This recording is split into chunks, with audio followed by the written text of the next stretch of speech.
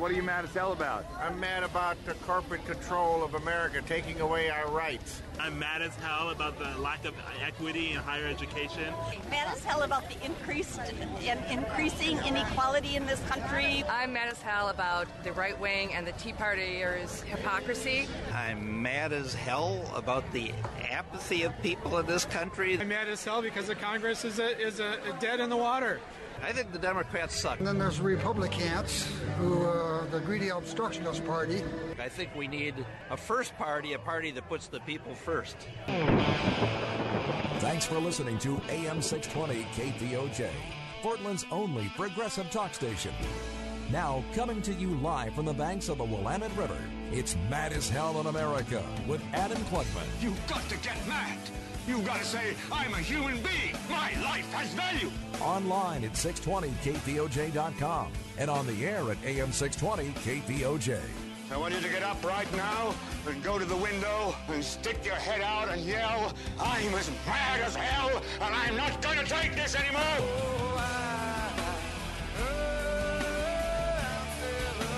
Let the Klugman revolution begin.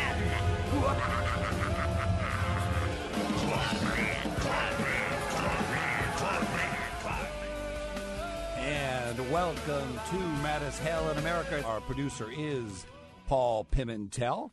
I'm Adam Klugman, and you're listening to AM 620 KPOJ, Portland's only progressive talk station. The number's here, and I want your calls today, 1-866-452-0620, 503-248-0620, or pound 620 from your AT&T wireless phone.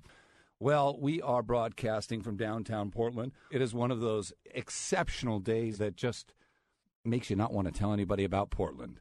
We have an exceptional show for you today. We've got Peter Phillips and Mickey Huff from ProjectCensored.org, and every year they publish a book of the most censored stories of the prior year. And we're going to ask them, what is modern censorship? At the top of the second hour, Executive Director from Americans United for Separation of Church and State, the Reverend Barry Lynn, will be here.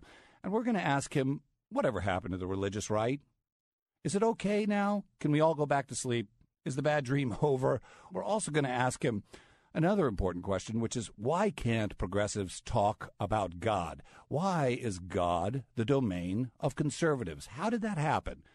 In the third hour, we have an exclusive interview with Dennis Kucinich. And we're kind of putting an interesting frame on it, because a question that comes up a lot for me in the political arena, I consider myself a progressive, and I as kind of distinct from what I see coming out of the Obama administration and the Democratic Party. What are progressives to do? Is it time to start losing on principle and gathering critical mass, or is it time for us to continue to kind of make the same fatal compromise and not get what we really want? And we're going to use Dennis Kucinich's vote for President Obama's health care plan as a way of talking about it. And I have a very candid interview with him coming up. But before we get into even any of that, I feel like I have an obligation to define what I mean by mad as hell. I get a lot of pushback on it as I've been promoting the show. And surprisingly, I get a lot of pushback from progressives who feel like, well, I'm not really entirely comfortable being mad as hell. And can mad as hell be a force for social change? Absolutely. It may be the only force we have left. But I want to make a very important distinction between rage and anger, between rage and mad as hell. You see, rage is always destructive. When I think of rage, I think of violence, and that is not what mad as hell is about, and that's not what anger is about. Let's take a look at the Tea Party. The Tea Party looks like a mad as hell movement, you see, but it's not. It's really just a populist rage party, and you can always tell when something has moved from mad as hell to rage by looking at the agenda. Let's look at the agenda of the Tea Party. What is it? To dismantle the government, to destroy it. But we don't need to dismantle our government. We don't need less government or more government. It's not about quantities.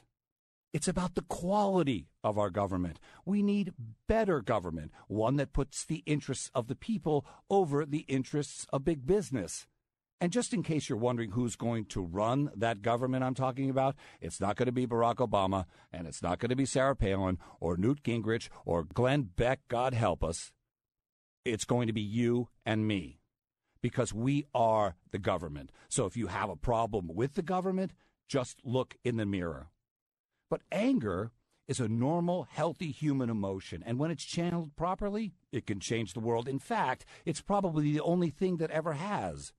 Gandhi was mad as hell at the English. He didn't act out in rage and destruction, but he didn't throw his anger away either. He listened to it, and it led him to the greatest discovery of the 20th century, what he called ahimsa, a truth force, so powerfully aligned with the principles of justice and human dignity that he used it to turn over 300 years of English imperialism without firing a single bullet. That's the kind of anger I'm talking about. That's the power of mad as hell, because anger is an appropriate response to being treated like a second-class citizen. It's an appropriate response to being lied to. It's an appropriate and necessary response for transforming our world. That anger belongs to you. It's trying to tell you something, and what it's trying to tell you is to do something. It's not the end. It's the beginning of an individual creative response to the crisis of our world and our country. All of existence is waiting for you to respond, for me to respond. Imagine 1 billion people using their imagination and creativity to take a stand for injustices that make them mad as hell. Don't ever let anyone talk you out of it, because if you follow it, if you listen to it, it will lead you to something extraordinary and unexpected and absolutely essential to your own evolution and the evolution of our species. So I want to play you a clip. It's from my favorite movie of all time, and it's the genesis of mad as hell in this country. It's called Network. It was made in 1976, and it's going to run us right up to the break, but I think it's absolutely essential that we play it in its entirety, because it was made 25 years ago, but it's more relevant today than it was when it was first made. Let's roll it, Paul. Getting Mad as Hell with Adam Klugman on AM 620 KPOJ and 620KPOJ.com. Doesn't it seem to be that don't ask, don't tell is backwards? Doesn't it seem to you that we should send home the prejudice? The straight soldier who has prejudice in his heart in the space where the military asks him to hold our core American values, he instead holds and harbors hate, and he gets to stay and fight for our country. Wish I could shut my Playboy mouth. How'd I turn my shirt inside That was Lady Gaga in Portland, Maine, doing what I think is an absolutely brilliant and lucid reversal of the argument that somehow that we have to pass laws in this country that protect homophobes. The one who carries the hatred and the fear of the unknown in their heart gets to defend our country and our core American values while we send everyone else home. That seems insane to me. Don in Albany. Welcome to Mad as Hell in America with Adam Klugman. How you both doing there? Good afternoon, Adam. How you both doing? We're mad as hell. How about you? Well, actually, I'm getting there myself. You know, I thought this nation was based on getting away from that chosen privileged few garbage. I mean, like it or not, we the people means all of us. No cherry picking allowed. Don, right on. I love your passion. That's the kind of passion that we need to see out there. And like Donna said, we need to make sure that the Senate hears us. The Senate is the most obstructionist, most dysfunctional institution in this country. It is why we are not moving forward. Let's move on to the next call. Carl in Portland. Welcome to Mad as Hell in America with Adam Klugman. Hello, Adam. Hey, I hope you give me the same courtesy as you do everybody else and give me a few seconds of your time. That's my promise. I'm mad as hell. My point is all this talk about don't ask, don't tell. Keep your mouth shut about your sexual preference. Nobody needs to know what your sexual preference is when you're fighting a war. And all this garbage about gay rights, you're talking about What right does a heterosexual have that a homosexual doesn't have? A homosexual can marry somebody of the opposite sex just like a heterosexual. Gay people want special rights. Carl, stay with me for a minute.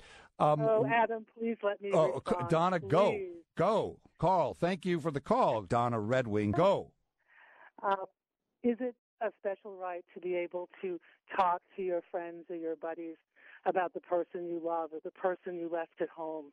Is it a special right to be able to have the same expectation of respect and decency that a heterosexual person has?